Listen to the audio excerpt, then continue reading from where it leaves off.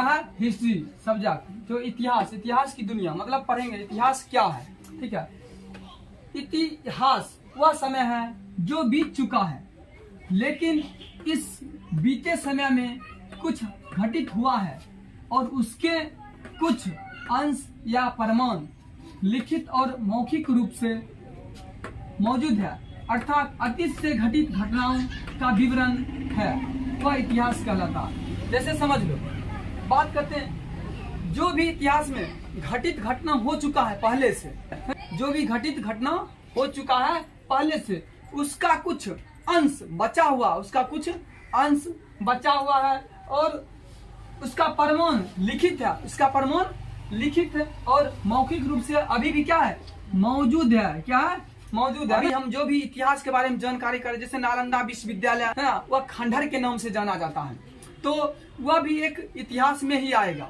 है जहाँ वहाँ पे 6 महीना आग लगा हुआ था, लगातार 6 महीना, जो बख्तियार खिलजी लगाया था आग नालंदा विश्वविद्यालय में, वह इतिहास के अंतर्गत आएगा। जो भी घटना के बारे में हम जानकारी प्राप्त कर रहे हैं, उसका कुछ अंश बचा हुआ है या उसका प्रमाण लिखित मौजूद अभी भी है, उसके बारे में हम जानकारी प्राप्त करें, उसे हम क्या कहेंगे, इतिहास कहेंगे। सुना, जो भी घटना अतीत से वर्तमान तक, मतलब अतीत से वर्तमान तक जो भी घटना घटित हुआ है, उसके बारे में हम सीख रहे हैं या अध्ययन कर रहे हैं, उसी को हम क्या कहेंगे, इतिहास। दूसरे भाषा में भी हो सकता है, इतिहास 2 शब्दों से मिला है, मिलके बना है, इतिजोर हास, ये भी इतिहास कहलाएगा कि नहीं कहलाएगा। तो अपना भाषा में भी लग सकता है, जो अतीत से वर्तमान तक जो भी घटना घटित हुआ है, उस घटना के बारे में हम अध्ययन करते हैं, उसे हम इतिहास कहते हैं। तो जैसे में अगर कोई कहेगा, जैसे ले सकता है नालंदा विश्वविद्यालय, और भी जो ऐसा भवन है, ताजमहल है, उसका प्रमाण अभी भी है, मौजूद अभी भी है, उसको हम लोग देखने जाते हैं, उससे हम क्या करते हैं, जानकारी प्राप्त, तो वो भी क्या कहलाएगा, इतिहास के अंतर्गत ही आएगा।